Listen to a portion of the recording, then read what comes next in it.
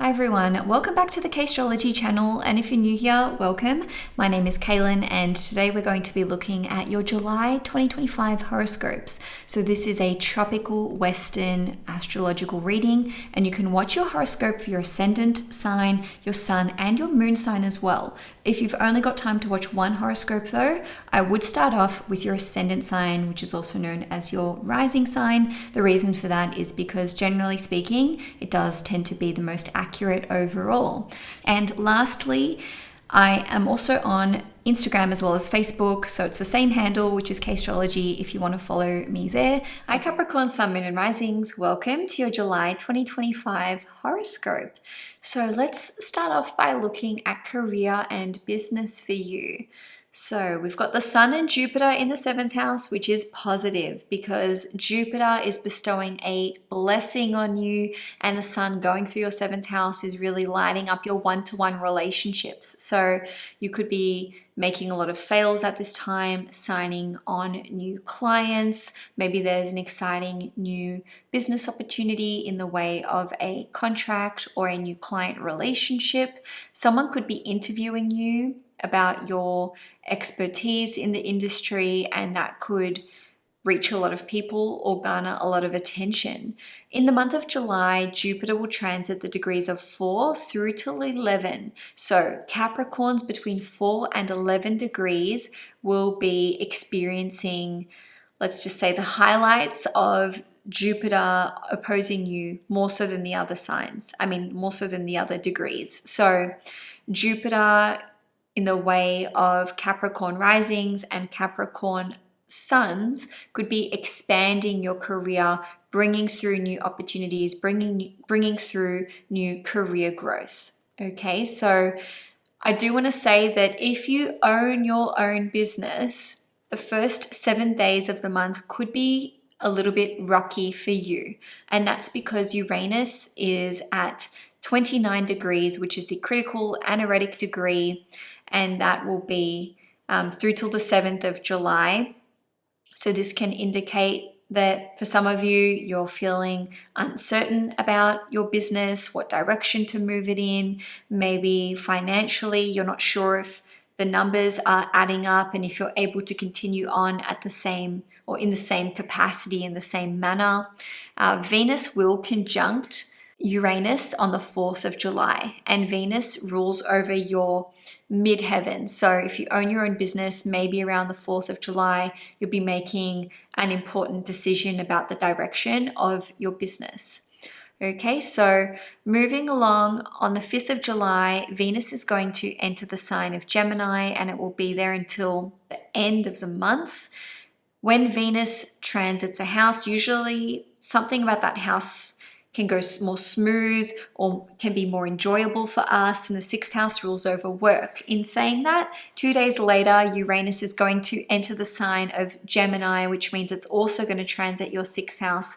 This is a new 8-year transit, which will last until 2033. In saying that, Uranus will go back into Taurus for a little bit between early November and late April of 2026.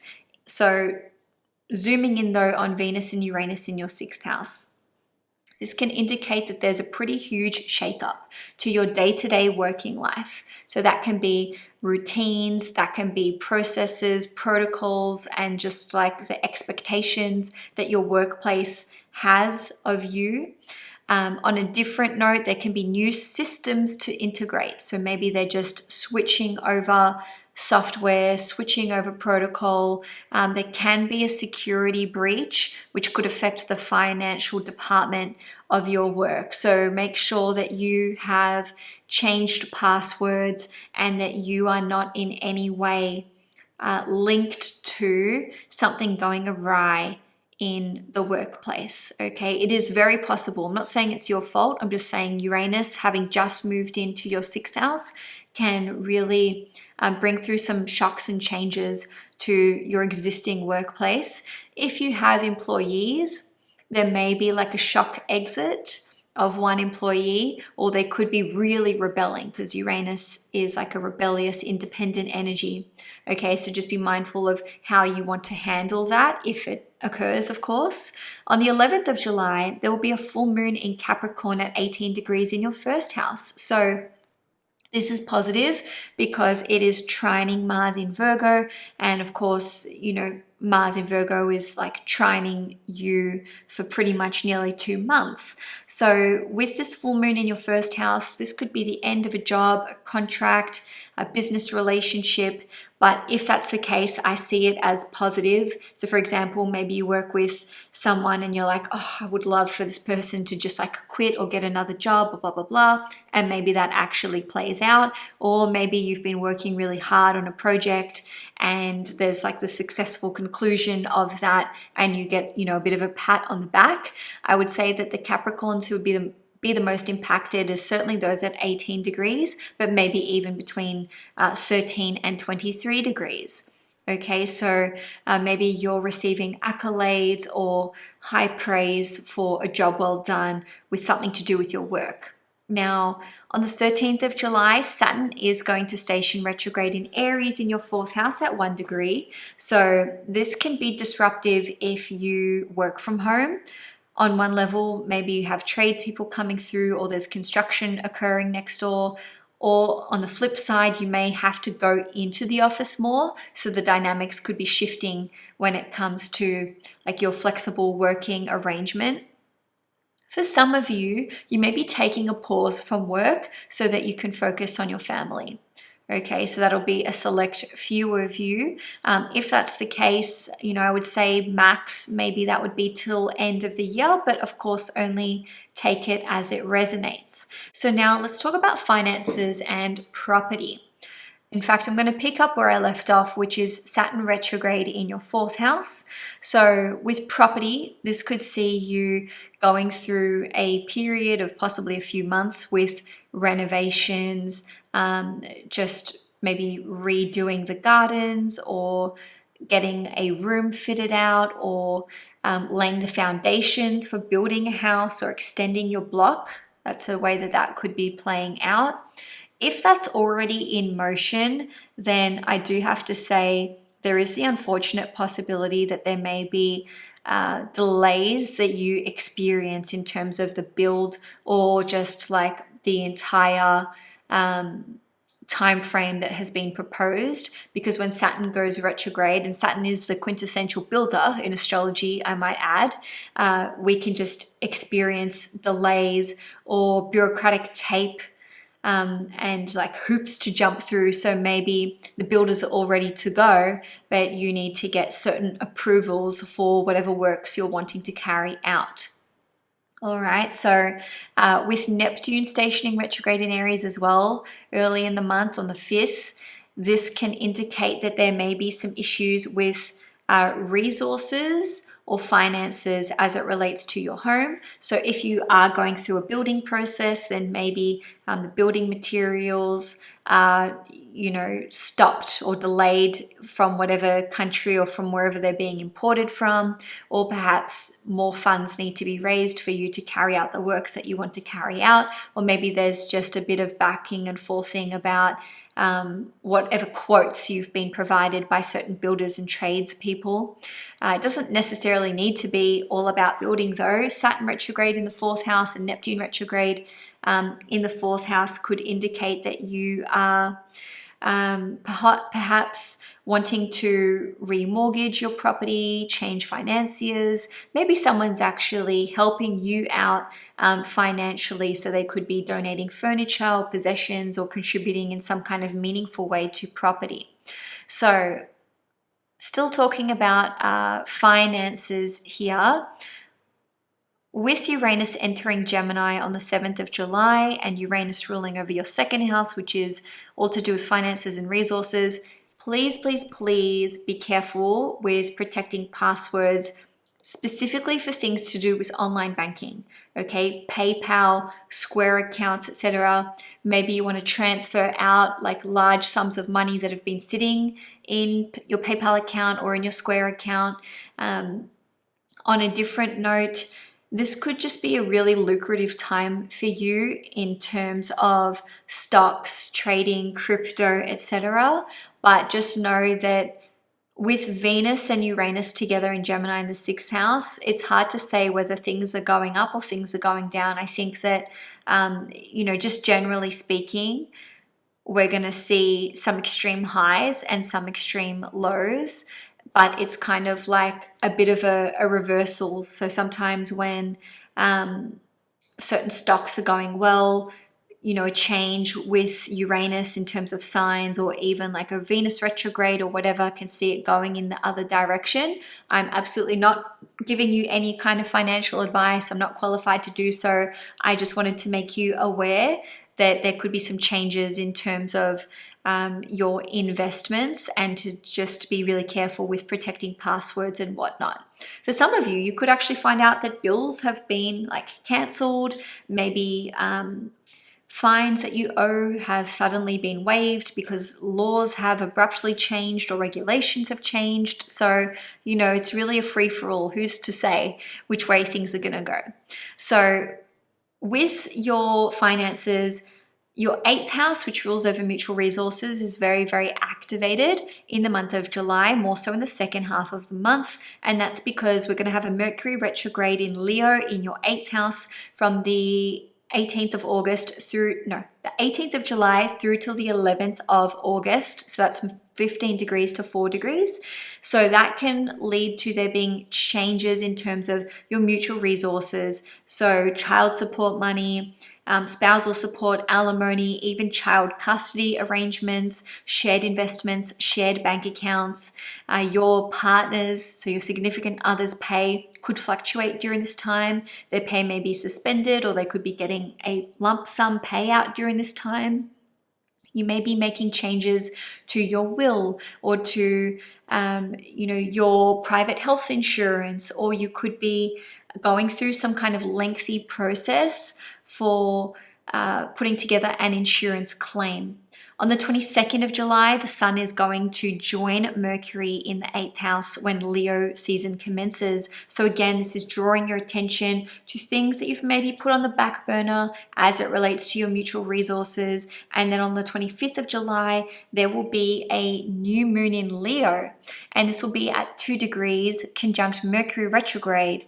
So this can see you wanting to maybe open a joint bank account with another person, maybe look at putting your money into a new investment, or just looking at the ways in which you and your significant other can redistribute your finances and maybe diversify your investment portfolio. Moving along though, Capricorns, let's have a look at family life. So first of all, Jupiter in Cancer is opposing you, and now the Sun in Cancer is opposing you too. So this can actually bring through blessings into the life of your second-born child. This can lead to maybe you getting pregnant or your significant other getting pregnant. On a different note, I do want to say that for the first week of the month, Uranus is going to be at 29 degrees Taurus in your 5th house. Obviously, I already mentioned that with respect to business, but this is actually shining a spotlight on the life of one of your children, most likely firstborn child. So there may be some kind of crisis point that they are experiencing, because 29 degrees is the critical anaretic degree in astrology. So you may just want to check in with your eldest child and offer them more support during this time. Emotionally, they may have just been up and down, like literally for the last maybe 10 days or so, even of June, okay, so the previous month, and that is how long Uranus has been at 29 degrees Taurus for. Okay, so in saying all of that, Venus is going to conjunct Uranus on the 4th of July, and it is making an out-of-sign trine to Pluto and an out-of-sign sextile to Saturn and Neptune. So even if they are experiencing some kind of tumultuous episode in terms of emotional highs or lows, or just being like wishy-washy, unable to commit, I do think that post the first week of July onwards that things can start to settle down. Okay, so I'm still talking about family here. Neptune is going to station retrograde in your 4th house on the 5th of July.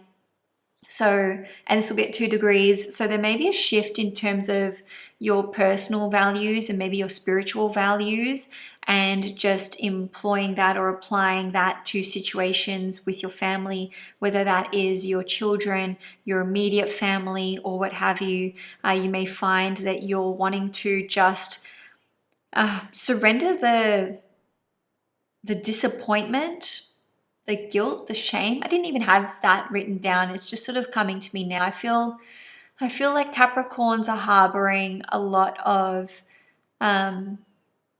disappointment towards family members, or just like maybe reviewing certain things from your childhood or your upbringing. And this stuff could have just sort of come up from literally like April, May, right? With Neptune and Saturn entering Aries. So you may feel like you're trying to stabilize your emotional core. Not that Capricorns don't have a strong emotional core. I mean, you guys are super resilient, but I do think that emotionally things could have just been a little bit up and down for you over the last couple of months. And between now and the end of the year, you're really going to be finding your center. I'll leave it at that. All right, so on the 11th of July, there's going to be a full moon in Capricorn at 18 degrees in your first house, trining Mars in Virgo. Okay, so this can see you overcoming a personal problem, overcoming conflicts, achieving a huge breakthrough. Personal transformation could actually be the catalyst for a new set of family dynamics within your household or within your immediate family. With the full moon occurring at 13 degrees, which is the Virgo degree, and then trining Mars in Virgo at 13 degrees, which is the Aries degree, I do sense that things may kind of like reach ahead or flare up in the days leading up to the 11th of July. And then in the wake of the full moon, it's like, oh, I'm so like annoyed with this, or I'm so deeply frustrated, but then something like abruptly shifts and you're able to just navigate whatever was the trigger. Lastly, on that note, I do want to say that something will trigger you with this full moon on the 11th of July, plus or minus like a week or two. So pay attention to who is pissing you off, what is annoying you, what was said to you that really like made you see red, because understanding that and getting to the root of that is going to hold you in good stead for just being unbothered and keeping an even temperament going forwards when the same sorts of things start to come up. On the 13th of July, Saturn will station retrograde at 1 degrees in your 4th house. So this is a time where you may be looking at drawing boundaries with family members. This can be with your parents, with your immediate family. This can be with your children. And Saturn retrograde here could actually see you working really hard to rebuild a close family tie or connection with another person. So let's shift gears a little bit and look at love and relationships. So having the Sun and Jupiter in your 7th house is positive for love and relationships, because Jupiter is exalted in the sign of Cancer, and then Cancer season, the Sun being in Cancer, is just like shining that spotlight on love and relationships, or more so your existing long-term relationship if you have it. So this can see you figuring out with your partner, where are we going? What are we doing? Do we want to be exclusive? What do we believe in terms of getting engaged, married? A select few of you may be going through the process of separation or divorce. But ultimately, for those of you who are in a relationship, I do think that this is more about focusing on your long-term plans for your relationship and for your future. All right, so the Capricorns who will be the most impacted would be those between 4 and 11 degrees. So some of you may actually be taking your casual relationship to the next level, okay, where it becomes serious, you're an item, you're telling people about each other, or introducing your significant other to family and friends, or vice versa. On the 11th of July, with the full moon in Capricorn in your first house at 18 degrees, this can see you having an epiphany. What do I need in a relationship? What am I looking for? What do I want to let go of? And if there's an ex and you don't want to be associated with them anymore, but you feel like their energy is still kind of like entangled in your energy, then this would actually be an amazing time for you to do a release ritual ceremony. So real simple, light a candle, write down who you are releasing. I'm letting go of blah, blah, blah, write their name and their relationship. You can wish them well and, burn that piece of fire safely, of course. And I would also recommend doing some cord cutting meditations. So if there's an ex that you are wanting to go your separate ways from, then Google cord cutting. That's really quite important. So lastly, Capricorn, this is like the miscellaneous section of the reading. I did want to mention that Mars will be in your 9th house for the whole of July. It's there from the 17th of June through to the 7th of August. So that's together with the South Node actually. And the 9th house relates to travel and education as well as legal matters. So first of all, wherever Mars transits, this is where we can put a lot of our energy and our attention and actually achieve a lot in that time or in that space. So these things may be at the forefront of your mind, but with Mars conjunct the South Node around the 20th of July, there may be challenges that arise with travel, visas, legal matters. For some of you, maybe a legal matter is finally being dropped altogether, but for others of you, an old issue may be resurrected that requires closure. With travel, you may have to shift your plans, and like that can be dates, or maybe you're changing your itinerary, just as an example.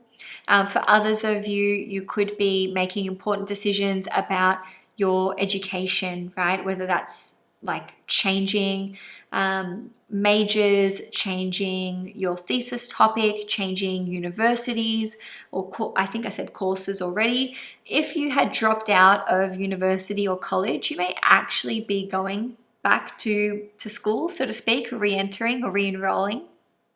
And lastly, the 9th house is related to our belief systems, so spiritual, religious, political, and so on and so forth. So Mars conjunct the South Node could actually see you going through a bit of a reprogramming or recalibration process, especially if you grew up being religious or with certain beliefs and ideologies that were imparted on you by your parents or authority figures in your life, and you could actually just decide that no, this is not for me.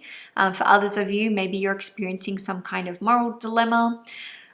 No matter what, Capricorn, I really just want to end on the note of reiterating that Jupiter is exalted in Cancer. It's opposing you, it is blessing you, okay? So no matter what is happening in the month of July, I actually do think that Capricorns are going to be experiencing healings, blessings, epiphanies, realizations, and also Jupiter is related to expansion, growth, and freedom. Okay, so this can be freedom from things that no longer serve you, as well as a lot of like innate knowledge and wisdom coming to you in the moments where you need it most. So Capricorn, that's all I have for you for your July horoscope. If you enjoyed it, can you do me a favor and can you give this video a thumbs up and share it with people that you think may find it interesting? And if you want to see more content from me, you can follow me on Castrology on Instagram and Facebook. Enjoy your month ahead, Capricorn, and I will see you guys in August.